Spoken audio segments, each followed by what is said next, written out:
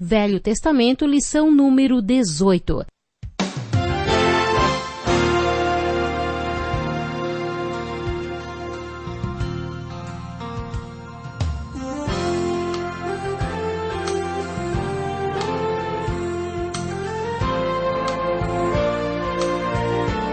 Vivemos em um mundo onde a onda de terror e desastres tentam roubar a nossa paz, onde o mal sempre está tentando prevalecer. Mas vemos pela palavra de Deus desde o Antigo Testamento que o cuidado de Deus para com aqueles que o temem e o buscam é muito real e permanente.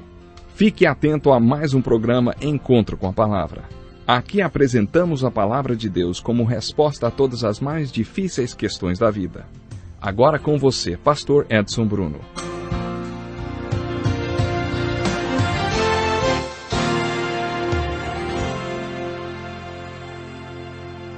É com grande alegria que dou as boas-vindas a você para mais um encontro com a Palavra.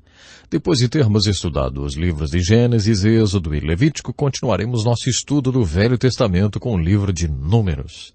Nesse livro, vamos continuar a narrativa histórica que foi iniciada no livro de Gênesis e que continua por 2/3 do livro de Êxodo. Quando começam os detalhes da construção do tabernáculo no livro de Êxodo, a narrativa é interrompida e começa agora no livro de Números. O livro de Números nos fala sobre um período de 40 anos da história do povo hebreu. Esse período histórico poderia ter sido evitado, mas existe uma alegoria da salvação que se inicia no Gênesis e continua por todos os livros históricos. É mais ou menos assim. No livro de Gênesis você encontra a origem da salvação. A origem da queda do homem está no seu caráter. Gênesis capítulo 3 descreve o caráter do homem, como era e como é. O livro de Gênesis também nos fala que a nossa salvação tem suas origens no caráter de Deus, como era e como é. O título Gênesis sugere começo, como a palavra genética. Esse livro nos fala sobre o início ou a origem da nossa salvação. O livro de Êxodo ilustra a nossa salvação dizendo que ele é como a libertação dos filhos de Israel da escravidão do Egito. Assim como eles foram libertos da escravidão do Egito, é possível para mim e para você sermos libertos da escravidão do pecado. Muitos não fazem o que querem. Fazem o que têm que fazer ou o que precisam fazer. Isso significa que não são livres. Poucas pessoas são realmente livres. Jesus disse que, se pecamos continuamente, somos escravos do pecado. Mas ele pregou a salvação que pode nos tornar livres. De acordo com Jesus, quando a salvação nos liberta, somos realmente livres. Essa salvação é alegoricamente representada para nós no livro de Êxodo, quando o povo de Deus foi liberto da escravidão sob a qual vivia no Egito. O plano é que eles fossem libertos do Egito e entrassem na terra de Canaã. Deus tinha dito a Abraão, a Isaque e a Jacó que tinha preparado essa terra especial para eles. Nós a chamamos de a Terra Prometida. A terra que mana leite e mel. Uma terra muito fértil e frutífera. Eles deveriam entrar na terra prometida. Devemos entrar na terra prometida da vida abundante ou no viver cristão abundante.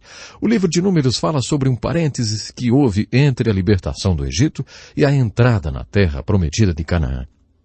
Eles não foram direto do Egito para Canaã, não. O livro de Números diz que eles andaram por 40 anos em círculos no deserto. O livro de Números continua com a narrativa histórica dos hebreus, ilustrando a nossa própria vida. Gostaríamos que não fosse verdade, mas frequentemente a nossa experiência de salvação se assemelha à salvação alegórica que encontramos na história dos hebreus, relatada nos primeiros livros da Bíblia. Agora que chegamos no livro de Números e você começa a se familiarizar com a sua narrativa, gostaria de lembrar algumas das regras para estudar o Velho Testamento que foram apresentadas no início do curso. É muito importante que saibamos como estudar as Escrituras. Um dos objetivos principais desse curso é dar a você uma visão das Escrituras. Vamos rever algumas dessas regras. Primeiramente, lemos em João, capítulo 17, versículo 17, as palavras de Jesus a respeito das Escrituras. A tua palavra é a verdade. É uma linda afirmação que nos dá uma característica das Escrituras para que a estudemos. Se você tiver a mesma ideia de Jesus sobre as Escrituras, então, quando você for estudá-la, estará buscando a verdade. Quando você estuda as Escrituras, não deve estar preocupado com a forma literária na qual a verdade é apresentada. Muitas vezes as pessoas estudam as Escrituras tendo em mente a seguinte questão: qual é a forma literária desse livro das Escrituras que estou estudando? Como já dissemos tantas vezes, devemos estudar as Escrituras tendo em mente outras questões. O que isso quer dizer? O que significa? O que significa para mim? Em outras palavras, não estou estudando as Escrituras sob a perspectiva de sua forma literária. Estou estudando as Escrituras buscando a verdade que ela ensina, sem me importar com a sua forma. Com essa atitude e tendo em mente a visão de Jesus sobre as Escrituras, ela se abrirá para você. Outra regra para estudar as Escrituras está em João, capítulo 7, verso 17. Se você lê as Escrituras buscando a verdade, se deseja praticá-la e aplicar essa verdade na sua vida, então conhecerá a verdade. Se você praticá-la, vai conhecê-la. Se fizer o que ela diz, então saberá que ela é a palavra de Deus e que é a que veio de Deus. E que mostra você como viver. Juntando esses dois versículos, João 17, 7 e João 7, 17, você descobre como estudar as Escrituras. Busque a verdade e tome a decisão de aplicá-la na sua vida quando Deus revelá-la para você. No Salmo 119, 160, o salmista diz: todas as tuas palavras são verdadeiras. Esse versículo nos dá uma compreensão maior de como estudar as Escrituras. Procure a verdade essencial. Não se desvie com assuntos irrelevantes ou de pouca importância. Procure a grande verdade. Aproxime-se das Escrituras, pronto para obedecer a grande verdade quando Deus mostrá-la a você. Outro princípio importante que deve ser lembrado quando estudamos a Bíblia, especialmente os livros históricos, é que todos os eventos ali relatados realmente aconteceram. Não são fábulas. Aquelas coisas aconteceram para aquelas pessoas, para que servissem de exemplos e avisos para mim e para você. Portanto, procure identificar quais são os exemplos e quais são os avisos contidos na narrativa histórica. Depois lembre-se que esses acontecimentos têm um significado alegórico ao mesmo tempo e não perdem a sua historicidade. Esse princípio está baseado no versículo de Gálatas 4 e 24, onde Paulo se refere ao fato de Abraão ter 2 filhos. Ele disse: o que se entende por alegoria? É claro que é história, mas certamente também é uma alegoria, Paulo nos garante. Eu relembrei essas alegorias porque no livro de Números é importante que procuremos a verdade. Quando estudamos o surpreendente livro de Números, devemos tomar a decisão de aplicar essa verdade em nossas vidas. Nesse livro em particular, que é toda uma narrativa histórica, devemos procurar a verdade em forma de exemplos e avisos. Também devemos perceber que esse livro, além de ser um livro histórico, é uma alegoria. Gostaria de relembrar também a definição de alegoria. Uma alegoria é a descrição de uma coisa por meio da imagem de outra coisa. Ou uma alegoria é uma história na qual lugares, pessoas e acontecimentos têm outro significado, geralmente de valor instrutivo e moral. Com essa definição de alegoria, venha estudar o livro de Números, procurando a verdade alegórica. Tenho certeza de que você encontrará grande parte dela nesse livro. Além disso, procure também no livro de Números a verdade que é impressionante. Acho que o livro de Números é um dos livros mais intrigantes da Bíblia. É verdade, acho que o livro de Números realmente tem para nós uma lição surpreendente. Nos nossos estudos da Bíblia, vou sempre dizer: esse é o livro mais interessante da Bíblia, ou então, esse é o meu livro favorito, ou esse é o meu personagem preferido, ou favorito. Uso muito essas expressões. Parece que o meu livro preferido é sempre aquele que estamos estudando no momento. Mas não posso dizer isso a respeito do livro de Números. Esse livro não é o meu preferido. O livro de Números não é o livro que eu mais gosto de ensinar, porque ele é um livro muito intrigante. Quando você estuda esse livro procurando a verdade e desejando aplicá-la na sua vida, descobre que a mensagem do livro de Números é uma incrível e impressionante verdade. O livro de Números tem esse nome porque o povo foi contado 2 vezes naquele período. Um censo aconteceu no capítulo 13 e outro no capítulo 26 desse livro. Entre o primeiro e o segundo censo aconteceu um fato intrigante. Uma geração inteira morreu. Quando o primeiro censo foi realizado, havia 626.550 homens, sem contar as mulheres e crianças, o que somaria um total de mais ou menos 2 ou 3 milhões de pessoas. Apenas os homens com mais de 20 anos eram contados e havia 625.550 homens. Intrigante o fato deles contarem apenas os homens com 21 anos ou mais. Qual é a idade para a maioridade? Eu não sei porque algumas pessoas consideram 12 anos como uma idade para exigir-se responsabilidade. Jesus foi para o templo quando tinha 12 anos. Essa é a única vez em que a idade de 12 anos foi mencionada na Bíblia. Em nenhuma parte da Bíblia a idade de 12 anos é citada, associada à ideia de responsabilidade. Mas a idade acima de 20 anos é mencionada nas Escrituras várias vezes. A idade 21 anos é registrada na Bíblia associada à ideia de responsabilidade cerca de 13 vezes. Apenas aqueles com idade superior a 20 anos eram contados. É daí que vem o nosso conceito de maioridade aos 21 anos. 40 anos depois, foi realizado o segundo censo, e havia 624.730 homens com mais de 21 anos. Aqui está uma verdade impressionante. Quando foi realizado o segundo censo, todos os que foram contados no primeiro censo, 38 anos antes, estavam mortos, com exceção de Josué e Calebe. Todos aqueles homens com a idade superior a 20 anos e suas mulheres, caso tivessem, estavam mortos quando o segundo censo foi realizado. Essa é uma verdade muito importante no livro de Números.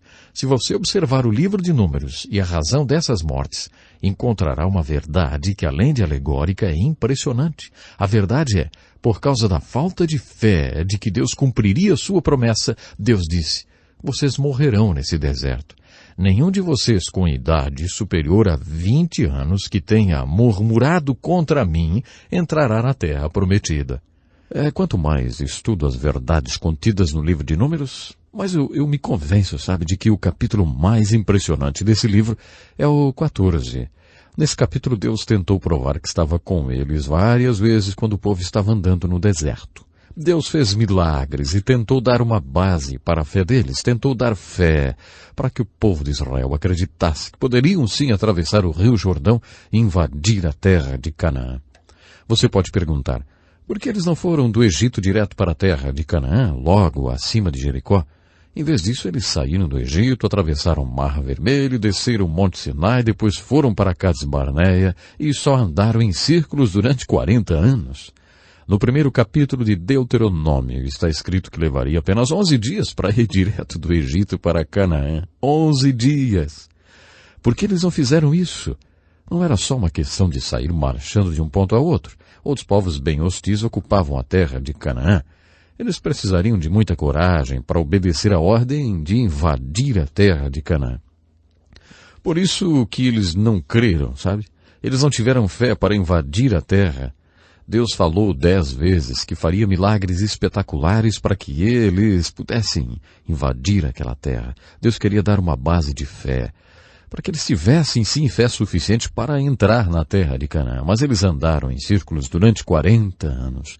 Em várias ocasiões cometeram pecados horríveis e Moisés teve que ser sacerdote e profeta.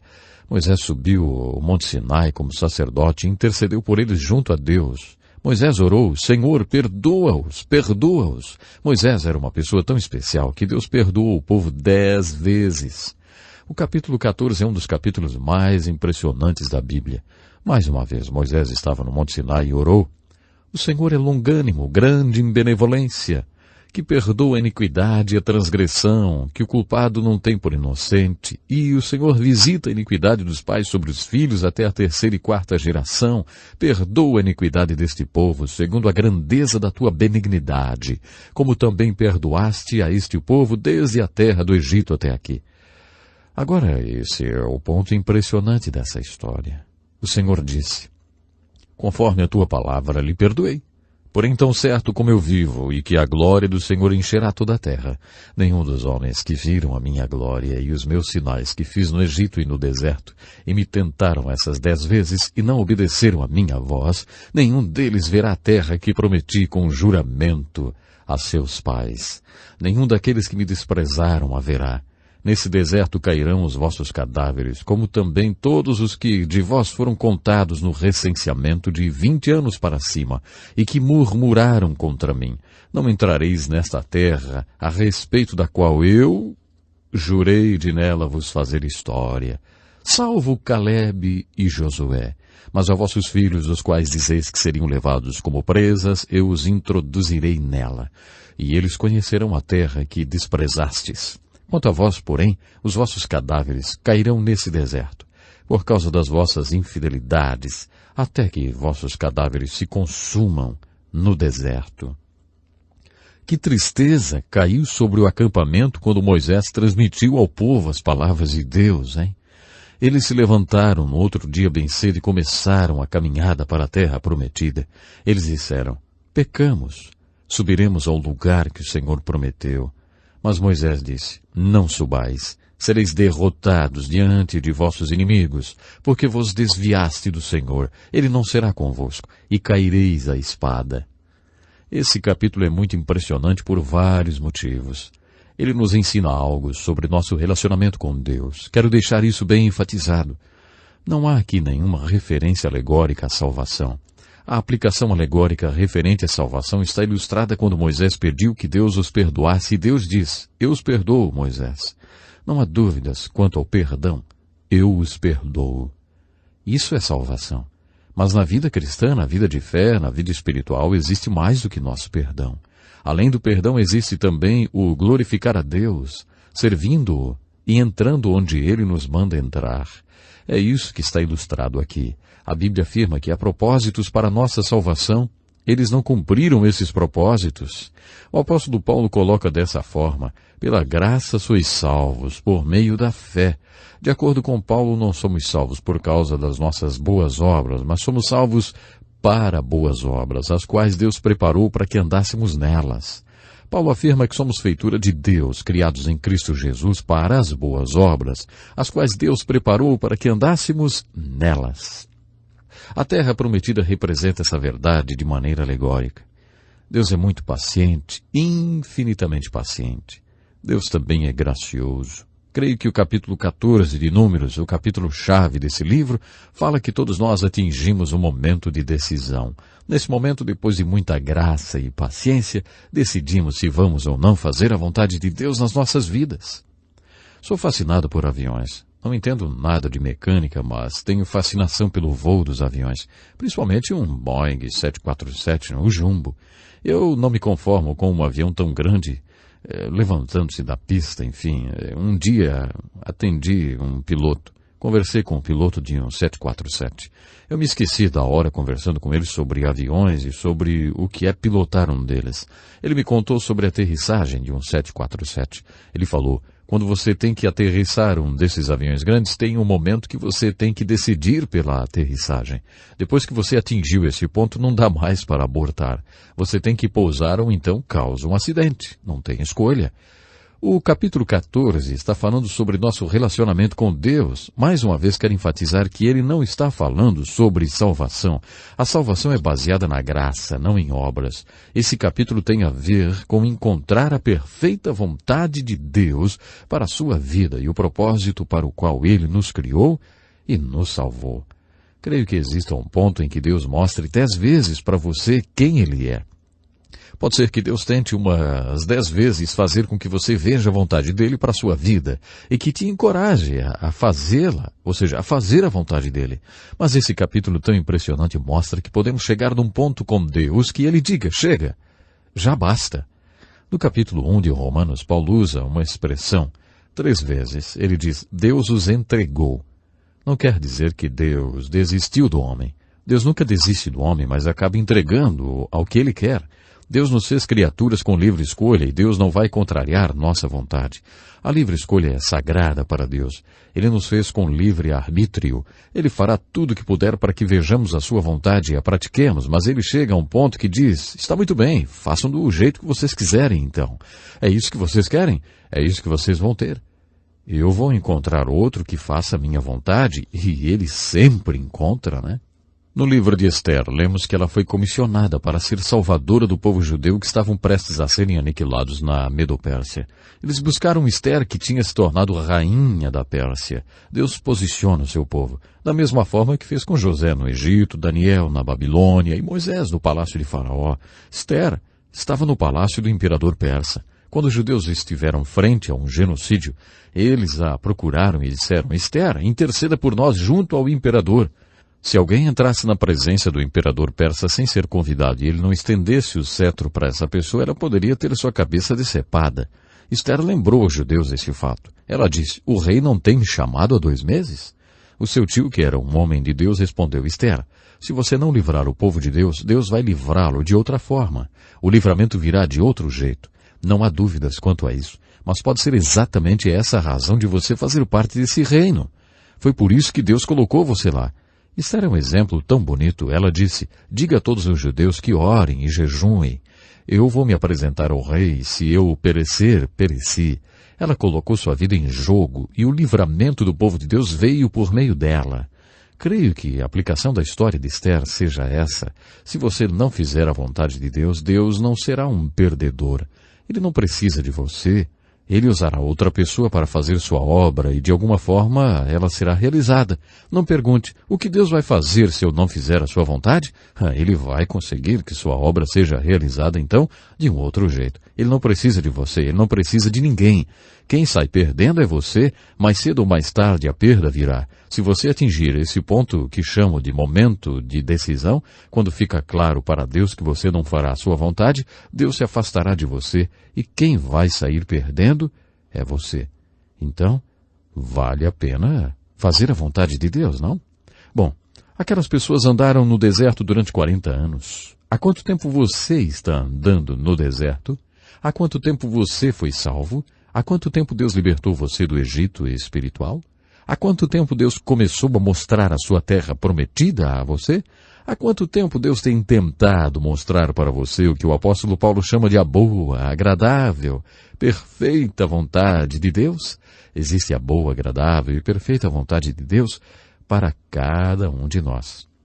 Quando Deus nos criou, Ele jogou fora a forma. Isso mesmo, não há ninguém como você. Esse é o plano de Deus, sim. Deus não só fez você uma pessoa única, como também tem um plano único para a sua vida. Deus quer fazer algo com você que é único e especial. Não importa quem você é ou qual seja o seu dom. Deus salva uma pessoa porque Ele tem um plano para ela. Pense no apóstolo Paulo. Deus olha para ele e vê um homem que odeia os seguidores do caminho, ou aqueles que seguem a Jesus Cristo. Saulo de Tarso está fazendo o papel do general nazista Adolf Eichmann. Na verdade, Saulo não matava os judeus, mas os prendia para que fossem deportados e executados. Esse era o seu objetivo, prendê-los para que depois fossem mortos. Seu nome causava terror nos corações dos cristãos. Deus olha para Paulo e diz: eu tenho um plano para esse homem. Sim, eu tenho um plano para ele. Então ele salva Saulo na estrada de Damasco. Deus falou com o velho Ananias e o instruiu para batizar Saulo. Ananias retrucou dizendo que Saulo era inimigo da igreja. Então Deus mostrou a Ananias qual era o seu plano para Saulo. Olha, ele levará o meu nome perante gentios, reis e os judeus. Deus sempre teve um grande plano para a vida de Saulo de Tarso, conhecido como Paulo. Por isso que o apóstolo Paulo enfatiza que devemos provar e experimentar qual seja a boa, agradável e perfeita vontade do nosso Deus. E fazer a vontade de Deus, essa é a mensagem do livro de Números. É essa verdade que procuramos nesse livro. Olha, talvez não seja tarde demais para descobrir qual seja a boa, agradável e perfeita vontade de Deus para a sua vida também. Você já descobriu qual é a vontade de Deus para a sua vida? Descubra e faça a vontade de Deus. Vale a pena. Até o nosso próximo programa. Que lição importantíssima. Obrigado, pastor Edson Bruno. Prezado ouvinte, coloque em prática o que você ouviu aqui.